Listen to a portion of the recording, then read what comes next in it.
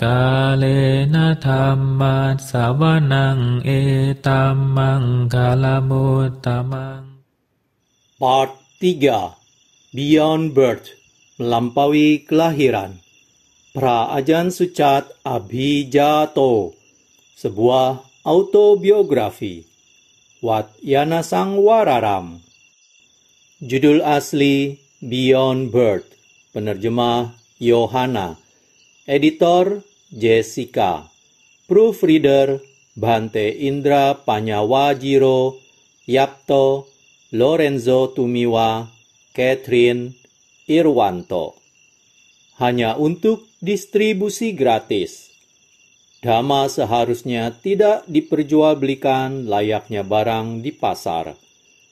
Izin untuk mencetak ulang isi yang termuat dalam publikasi ini dengan cara apapun untuk tujuan non-komersial sebagai sebuah hadiah Dhamma di sini sudah diberikan. Tidak perlu memperoleh izin lebih lanjut. Mencetak ulang dengan cara apapun untuk keuntungan komersial dilarang secara tegas. Isi yang termuat dalam publikasi ini tidak boleh dimodifikasi dengan cara apapun. Buku ini tersedia untuk diunduh secara gratis di www.prasuchart.com, www.kamathana.com. Wat Yana Sangwararam, Chonburi, Thailand. Email asisten.ajansucat@gmail.com. Masih di bab 1, kehidupan awam, dengan topik Hidup adalah sebuah petualangan. Begitu saya sampai di Amerika Serikat, saya tinggal di sebuah rumah tamu yang disewakan sepasang lansia kepada para pelajar. Biaya kamar dan makan adalah $80 per bulan. Dan mereka menyediakan sarapan serta makan malam, tetapi tidak makan siang. Kami harus membeli makanan sendiri pada akhir pekan. Setelah itu, saya berbagi sebuah apartemen dengan beberapa pelajar. Harga sewanya lebih murah, tetapi kami harus menyediakan makanan kami sendiri. Saya tidak harus bekerja selama tahun pertama di Amerika Serikat. Karena 20.000 baht yang telah saya tabung, dan kemudian ayah saya mengirimkan saya tambahan 3.000 baht atau $150 per bulan. Sehingga saya dapat bertahan tanpa membutuhkan sebuah pekerjaan. Namun, setelah beberapa saat, kurangnya transportasi umum membuat saya sulit untuk pergi kemanapun. Sehingga saya harus membeli sebuah mobil. Menggunakan $500 dari sisa $1.000 yang saya miliki pada saat itu. Mobil itu adalah sebuah mobil sport Sunbeam bekas yang mulai bermasalah. Sehingga tabungan saya mulai berkurang karena harus mengeluarkan uang untuk memperbaikinya. Saya mulai berpikir untuk mendapatkan sebuah pekerjaan karena tidak mungkin terus seperti ini. Saat liburan musim panas tiba, saya pergi ke LA untuk mencari pekerjaan. Di kota besar, mudah menemukan pekerjaan-pekerjaan sampingan seperti bekerja di teater-teater atau membagikan brosur-brosur. Segera setelah sekolah dibuka kembali, saya menemukan pekerjaan lainnya. Tetapi saya menolak untuk mencuci piring. Saya tidak ingin melakukannya karena saya merasa itu pekerjaan rendah dan saya tidak pernah melakukan pekerjaan seperti itu sebelumnya. Setelah menggunakan mobil selama lebih dari setahun, biaya perbaikannya telah melebihi harga yang saya bayar untuk membelinya. Oleh karena itu, saya bersedia menjualnya murah seharga $300. Kemudian, saya menggunakan uang itu sebagai uang muka untuk membeli sebuah Volkswagen Beetle 1969 yang baru. Pada saat itu, seorang teman serumah saya yang berasal dari Thailand sudah bekerja dan memiliki kartu kredit. Sebelum membeli Beetle, dia telah melihat saya mengendarai kendaraan tua itu. Suatu hari, kami kebetulan berjalan melewati showroom dan dia bertanya kepada saya, "Inginkah kamu mendapatkannya?" Dan saya menjawab, "Kenapa tidak?" Dia mengatakan kepada saya bahwa dia bisa mendapatkan pembiayaan untuk mobil itu. Dia akan menjadi pembelinya. Kemudian saya membayar pinjaman itu melaluinya dalam angsuran bulanan, dan dia akan membayarnya kepada bank. Teman saya ini adalah orang yang sangat baik yang memiliki meta. Dia belum begitu mengenal saya, tetapi bersedia untuk membantu. Setelah membeli mobil, pengeluaran saya meningkat secara signifikan dikarenakan $70 per bulan untuk pembayaran pinjaman dan bensin. Selain biaya sewa, utilitas, dan biaya tak terduga lainnya, saya hanya memiliki $30 setiap bulan untuk makanan. Dengan uang makan hanya $1 per hari, saya akhirnya berlatih dutangga dengan makan 1 kali sehari seperti biku hutan tanpa mengetahui hal tersebut. Catatan mengenai dutangga yang berarti pelepasan, meninggalkan atau duta, keadaan batin atau angga, bertujuan untuk menurunkan pikiran dengan cepat dan mudah. Kita lanjutkan. Pada saat itu, saya berkata pada diri sendiri bahwa $1 tetaplah $1. Saya dapat makan 1 kali setiap hari. Bahkan jika saya harus berpuasa, saya tidak akan meminta uang dari siapapun. Saya tidak menulis surat ke rumah karena saya tidak mau membebani keluarga saya. Melihat betapa kerasnya mereka harus bekerja, bagaimana mungkin saya hidup dengan nyaman? Mereka hanya dapat mengirimkan saya sebanyak itu. Sisanya harus menjadi beban saya sendiri.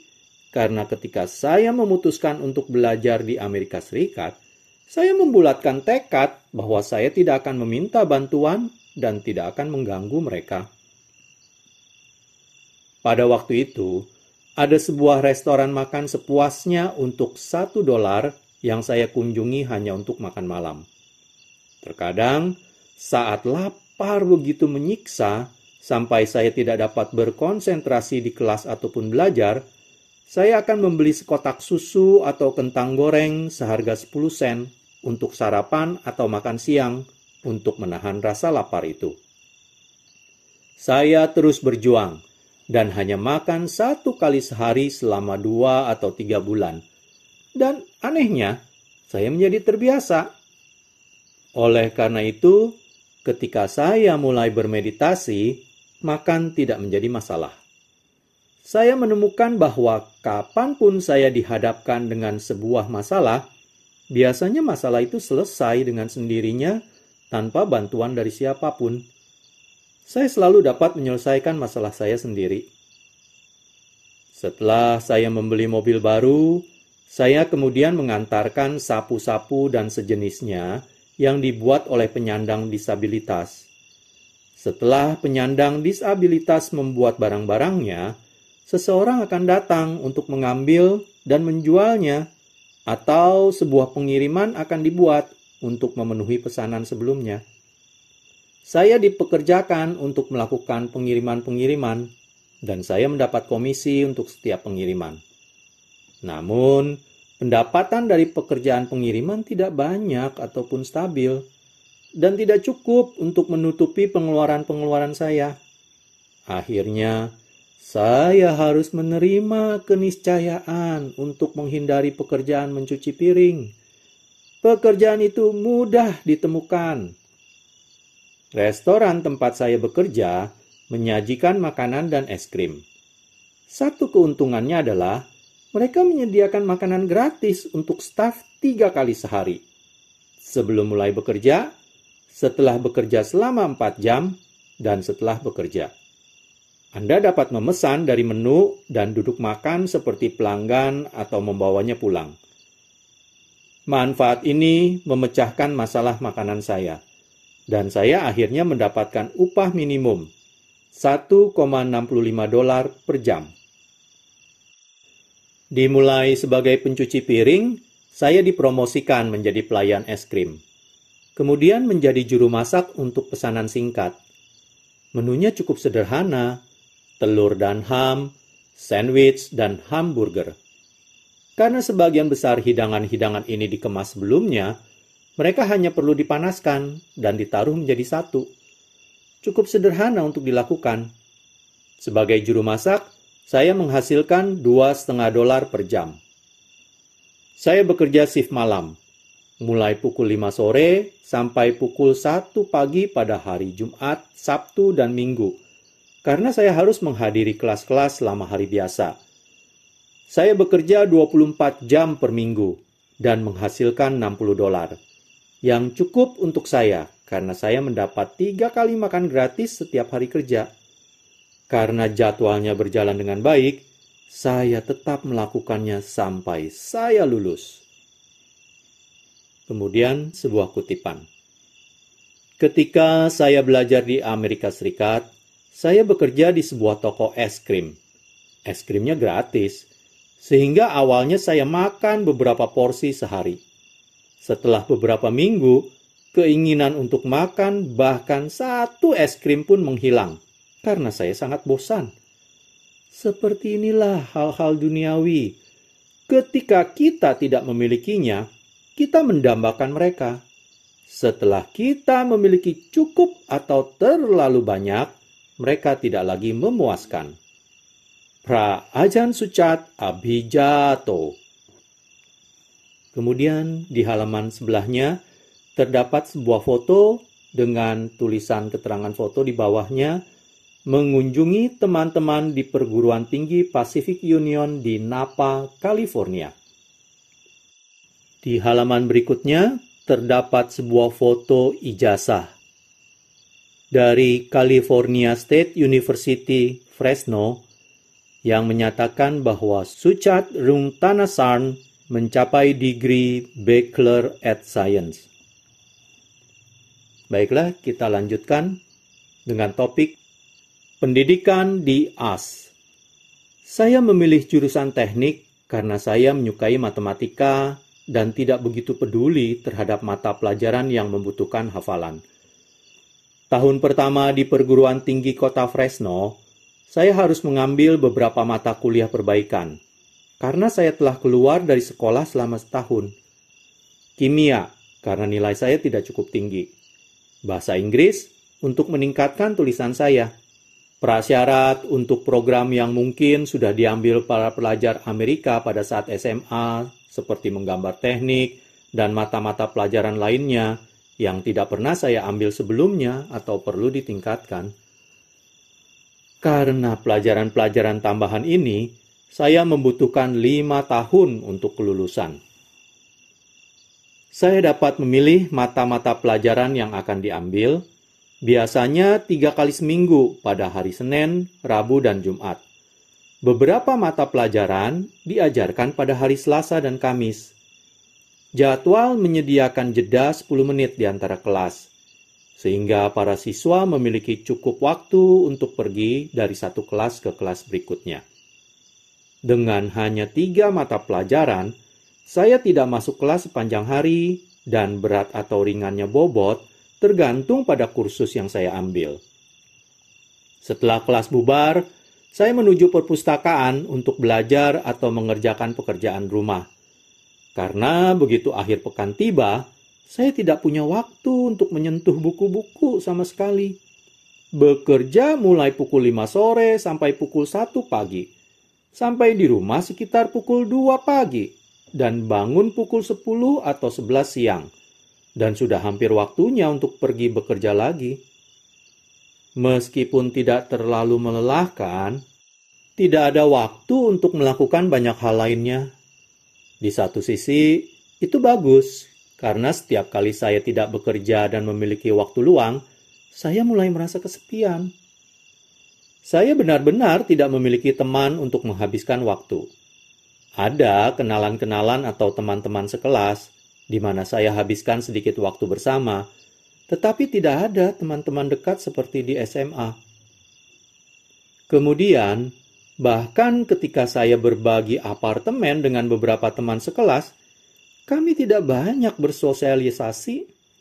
Rumah pada dasarnya hanya tempat untuk tidur. Kami melakukan kegiatan kami masing-masing. Bagi saya suka melakukan segala sesuatunya sendiri, karena itu lebih mudah. menjadi sendiri sudah menjadi kebiasaan saya. Saya memang menemukan beberapa fanatisme di AAS, yang mana adalah hal yang wajar di masyarakat manapun. Meskipun orang-orang Asia tidak terlalu dipandang rendah, beberapa orang tidak akan membuka persahabatan mereka atau memasukkan saya ke dalam kelompok mereka. Sebagai catatan, saya akan kembali membacakan AS sebagai Amerika Serikat. Kedengarannya tidak begitu enak hanya mengatakan AS. Baiklah, kita lanjutkan dengan topik pelajaran tentang kilesa-kilesa. Pelajaran tentang Dhamma. Setelah saya lulus dari sekolah Seventh-day Adventist Ekamai, saya tidak memikirkan tentang agama. Selama saya di Amerika Serikat, pemikiran-pemikiran saya lebih pada kemajuan-kemajuan dalam ilmu pengetahuan. Saya tidak pernah pergi ke gereja, hanya ke sekolah dan bekerja. Saya memang mempunyai beberapa kegiatan rekreasi, seperti pergi ke pantai atau ke hutan pada hari libur saya. Biasanya ke hutan Yosemite, yang tidak terlalu jauh dari kota. Kadang-kadang, saya menghabiskan malam di rumah orang tua salah satu rekan kerja saya, atau naik bus yang datang untuk menjemput anak-anak muda di kampus untuk menjadi pelayan pembersih meja restoran selama akhir pekan di resor. Sesekali, ketika kebosanan yang ekstrim melanda, saya akan berkendaraan ke LA untuk mengunjungi teman-teman dari Thailand atau bepergian di sepanjang kota-kota pesisir. Hidup pada dasarnya adalah perjuangan untuk bertahan hidup. Seseorang harus mencari nafkah dan ilmu pengetahuan untuk mengembangkan hidupnya agar menjadi bahagia dan nyaman. Akan tetapi, ini hanya akan mengikuti jalan dari tubuh dan kilesa-kilesa, yaitu ketika seseorang memiliki penghasilan, dia akan memuaskan kilesa-kilesa dan nafsu-nafsu keinginannya. Akan tetapi, ini tidak akan mengembangkan Anda secara spiritual sama sekali. Untuk membebaskan pikiran, seseorang harus menemukan ajaran Buddha yang mengajarkan kedermawanan atau dana, menjaga sila, dan meditasi, bhavana. Pemikiran untuk hidup dengan dana dan sila tidak pernah terlintas di benak saya. Tetapi kecenderungan untuk ingin membantu dan berbagi dengan orang lain dan tidak pernah mengambil keuntungan dari siapapun atau menyakiti siapapun secara alami bersemayam di dalam diri saya. Adapun mengenai bhavana, saya memiliki kecintaan terhadap alam dan kecenderungan untuk menyendiri serta tidak suka berpesta. Meskipun kadang-kadang saya bergabung di tamasya Jumat malam di Fresno, kota dekat universitas. Mereka menawarkan happy hour dengan minuman-minuman setengah harga dan makanan-makanan ringan gratis seperti ceker ayam dan lain-lain. Saya tidak sering pergi, karena saya harus bekerja dan tidak punya banyak uang untuk bepergian keluar. Hidup saya sebagian besar dihabiskan untuk belajar dan bekerja, sehingga saya selamat dari menjadi tersesat. Jika saya tampak sedikit hippie, hal itu dimulai ketika saya berada di Amerika Serikat. Sebelum tiba di sana, di sekolah Seventh-day Adventist Ekamai, kami selalu mendengarkan musik barat. Saya adalah penggemar The Beatles, Elvis Presley, dan Cliff Richard. Selera saya berkembang dari menyukai The Beatles hingga menerima lebih banyak budaya hippie ketika saya masuk ke perguruan tinggi, di mana narkoba adalah hal yang lazim. Beberapa teman serumah saya menawarkan ganja, dan saya mencobanya sesekali. Namun, ini terjadi selama tahun terakhir saya di perguruan tinggi, dan saya lebih berfokus pada studi saya, sehingga saya dapat lulus dan tidak banyak merokok. Setelah menyelesaikan semua persyaratan, saya tidak menunggu sampai kelulusan. Sekolah meneruskan ijazah kepada saya di rumah sebagai gantinya. Saya tidak pernah menyesali keputusan saya untuk pergi ke Amerika Serikat. Saya pikir saya diuntungkan karena pernah tinggal di dalam budaya yang berbeda, melihat negeri-negeri asing, dan memiliki kesempatan untuk melanjutkan pendidikan saya. Semua adalah bonus dalam hidup bagi saya.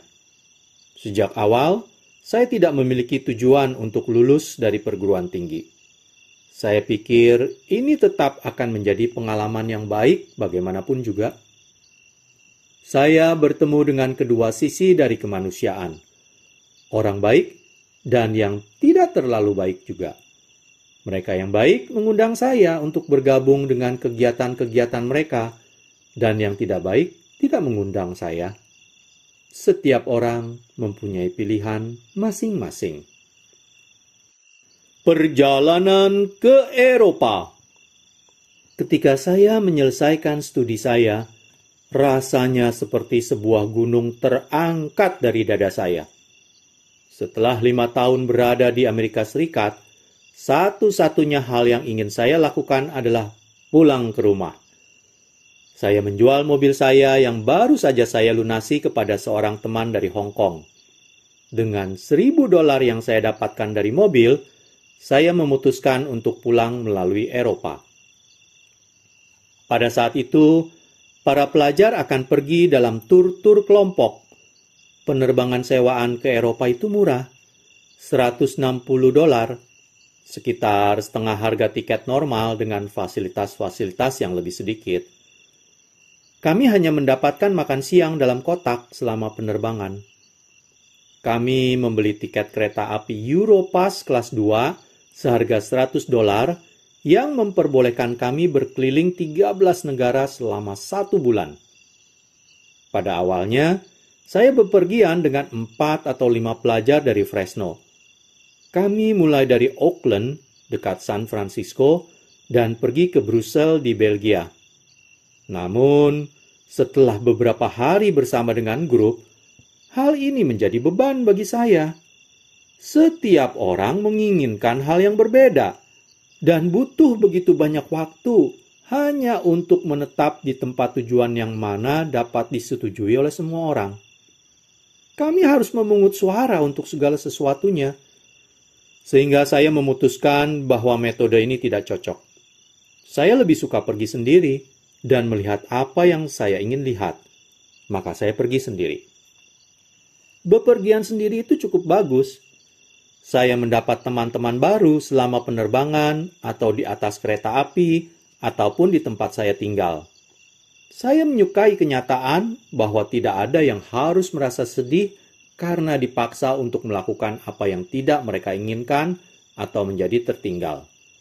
Sejak saat itu, saya menghargai melakukan segala sesuatu sendirian dan bebas dari tuntutan-tuntutan.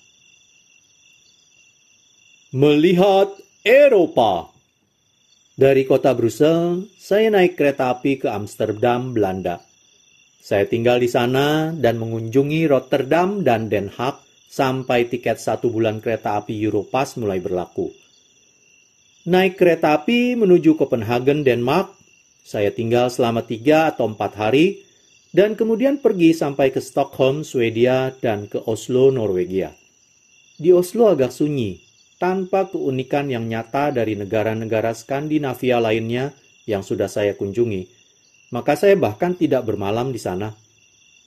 Kota Düsseldorf, Jerman adalah tujuan berikutnya, sehingga saya dapat memeriksa surat yang diteruskan kepada saya melalui American Express. Setelah menerima surat, saya berkeliling di Cologne dan dengan Europass, saya juga dapat melakukan perjalanan dengan perahu sepanjang Sungai Rhine untuk melihat kastil-kastil dan pemandangan-pemandangan indah di sepanjang sungai. Saya menghabiskan 1 malam di Mainz dan naik kereta api ke Frankfurt. Tinggal selama 2 hari dan kemudian menuju ke Heidelberg yang merupakan kota universitas yang indah dan tenang. Saya pergi ke Munich selama beberapa hari dan meninggalkan Jerman menuju Austria, di mana saya mengunjungi kota Wina, Innsbruck, dan Salzburg. Kemudian pindah ke Swiss untuk melihat kota Zurich, Lugano, dan kemudian Bern, ibu kotanya. Saya singgah di Interlaken, puncak-puncak gunung, tembok besar, dan kemudian menuju ke Italia, Milan, Venesia, Florence, Genoa, dan Pisa. Melalui kota Jenewa, saya melanjutkan perjalanan ke Nice dan Monte Carlo. Akhirnya saya tinggal 2 atau 3 hari di Paris, mengakhiri perjalanan dengan mengambil kereta kembali ke Amsterdam untuk penerbangan kembali ke Bangkok. Awalnya, saya berencana untuk berhenti di Barcelona, Spanyol, tetapi saya tidak memiliki visa yang siap sedia dari Amerika Serikat. Saya pikir saya bisa mendapatkannya di Prancis. Namun, visa Prancis saya hanya satu arah, dan mengajukan visa di Prancis agak merepotkan, karena mereka menolak untuk berbicara bahasa Inggris, sehingga saya mengecualikan Spanyol dari perjalanan ini. Saya berkeliling Eropa selama sebulan, menggunakan tiket Eurorail untuk naik kereta malam supaya saya dapat tidur di kereta. Sulit untuk tidur di kereta, sehingga saya merasa sangat lelah. Jika saya ingin tinggal bermalam di sebuah kota, saya pergi ke asrama mahasiswa yang biayanya hanya $1 per malam. Berapa lama saya tinggal di suatu tempat, tergantung pada betapa terkesannya saya. Saya menggunakan buku panduan Amerika Serikat untuk Eropa, $5 sehari selama perjalanan. Makanan saya biasanya hanya seharga $1, sehingga saya sebenarnya hanya menghabiskan $3 per hari. Rasanya mudah dan menyenangkan. Saya tiba di suatu tempat, berjalan berkeliling, mengambil foto-foto, dan kemudian naik kereta api menuju ke kota lain. Saya menggunakan buku panduan untuk memberitahu saya kemana harus berkunjung dan apa yang harus dilihat. Kemudian, pada halaman berikutnya ada sebuah kutipan. Saya memiliki kehidupan seorang pelancong karena saya tidak pernah memiliki sebuah tempat yang dapat saya sebut rumah. Semua barang saya biasanya muat di dalam satu koper. Ketika saya meninggalkan Amerika Serikat, saya hanya membawa ransel saya. Itu saja. Hal itu membantu saya dalam membuat keputusan-keputusan tentang apa yang harus dilakukan dengan lebih mudah. Praajan Sucat Abhijato. Di halaman sebelahnya terdapat sebuah kutipan kembali. Saya sudah pergi kemana-mana. Ketika saya meninggalkan rumah, saya pergi ke arah timur, mengunjungi Hong Kong, Osaka, Tokyo, Honolulu, dan LA. Saya ingin pulang melalui Eropa, sehingga saya sebenarnya sudah lelah bepergian. Saya telah melakukan perjalanan ke semua tempat-tempat ini, dan sesungguhnya tidak ada sesuatu hal yang lebih dari tempat-tempat itu. Saya tidak punya keinginan untuk bepergian lagi, karena saya tahu bahwa saya sudah pernah ke sana dan melihat semuanya. Praajan Sucat Abhijato. Kita lanjutkan ke halaman berikutnya, sebuah topik, kembali ke Thailand. Penerbangan kembali dari Amsterdam, Belanda menuju Thailand juga merupakan sebuah penerbangan sewaan seharga $160. Pesawat berangkat di pagi hari sekitar pukul 10. Tiba di Copenhagen, Denmark di siang hari untuk menjemput lebih banyak penumpang. Sebuah masalah mekanis membuat kami berada di sana, sehingga kami berangkat sekitar tengah malam atau lebih. Pesawatnya adalah pesawat jet karavan kecil bermesin 2 yang harus berhenti untuk mengisi bahan bakar setiap 4 jam di Istanbul, Turki, lalu di Teheran, Iran, dan terakhir di Karachi, Pakistan, sebelum tiba di Thailand. Kami berangkat pada hari Rabu, dan tiba di Bangkok sekitar pukul 2 pagi pada hari Jumat. Setelah menyelesaikan imigrasi, saya tidur di bandara hingga fajar dan naik taksi ke rumah teman sekolah Ekamai saya di Bangkok. Setelah sarapan bersama, saya berangkat ke depot bus untuk kembali ke Pattaya. Tiba pada hari Jumat siang. Sampai di rumah, saya hanya tidur sepanjang hari Sabtu sampai Minggu pagi ketika saya bangun dan naik bus ke kota. Di dalam bus, saya bertemu dengan pasangan yang mengambil penerbangan yang sama ke Bangkok, dan ketika memulai percakapan dengan mereka, saya mengetahui bahwa mereka adalah pasangan Swedia yang singgah di Pattaya dalam perjalanan mereka untuk sebuah pekerjaan kedutaan di Tokyo. Takjub karena kami bertemu lagi satu sama lain, saya menunjukkan mereka di sekitar Pattaya selama setengah hari. Kemudian, pada halaman sebelahnya terdapat sebuah kutipan. Dahulu saya berpikir bahwa pergi belajar ke luar negeri adalah seperti sebuah tangga yang akan memberikan saya sebuah jalan menuju kemajuan, seperti yang saya lihat dari orang lain. Saya berpikir bahwa saya harus pergi ke jalan itu. Sekali saya sudah melakukannya, saya menyadari bahwa sementara mungkin terdapat kemajuan, tetapi pikiran tidak berkembang di dalam prosesnya. Pra Ajahn Suchat Abhijato. Pada halaman berikutnya terdapat sebuah foto pantai di Pattaya. Kita lanjutkan dengan topik libur yang diperpanjang. Karena saya masih memiliki sisa $500 setelah perjalanan kembali dari Amerika Serikat, saya hanya bersantai dan menganggapnya sebagai hari libur yang diperpanjang. Selama periode relaksasi ini, saya berkeliaran tanpa tujuan tertentu. Saya melihat Pattaya sebagai sebuah surga untuk bersantai. Saya berenang dan berjemur kecoklatan.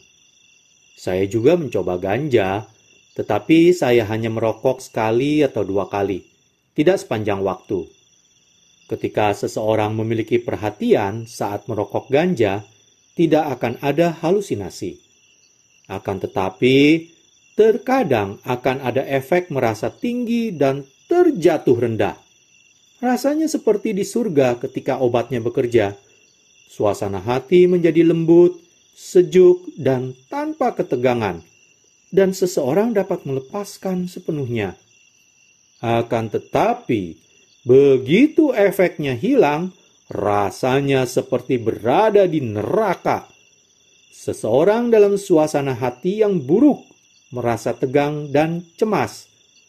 Akibatnya, seorang pecandu narkoba harus menyelesaikan ini dengan menggunakan narkoba agar merasa tinggi lagi. Sebagai seseorang yang gemar sekali membaca, setelah berenang dan berjemur matahari, saya akan membaca buku-buku. Awalnya, saya membaca novel-novel bahasa Inggris, sampai saya menemukan Hermann Hesse, seorang filsuf Jerman yang menulis buku-buku tentang pencarian pemenuhan spiritual, yang berbeda dari kebanyakan orang yang cenderung beralih ke materialisme. Hesse menulis buku Siddhartha, yang juga telah dibuat menjadi sebuah film. Namun, ceritanya bukan mengenai Sang Buddha, tetapi tentang seorang pria India bernama Siddhartha dan temannya yang bernama Govinda, yang keduanya mencari jalan menuju kebahagiaan. Setelah beberapa waktu, Govinda ditahbiskan karena dia percaya bahwa kepuasan spiritual hanya datang dari agama. Namun, Siddhartha tidak percaya akan penahbisan maupun materialisme, tetapi dengan caranya sendiri. Ketika dia menikah, dia mengalami kebahagiaan dan juga kesedihan. Ceritanya sangat terkenal pada saat itu di kalangan orang-orang hippie, karena mereka juga mencari sebuah jalan untuk menghindari materialisme. Saya membaca beberapa buku lain di sepanjang tema ini mengenai keharusan memilih antara materialisme dan spiritualitas. Demikianlah saya akhiri video part 3 sampai di sini. Pada video part keempat, masih tetap di bab 1, yaitu kehidupan awam, saya akan mulai membacakan dengan topik seorang hippie sejati. Terima kasih. เลนะธัมมัสสวนังเอตัมมังคลมุตตมัง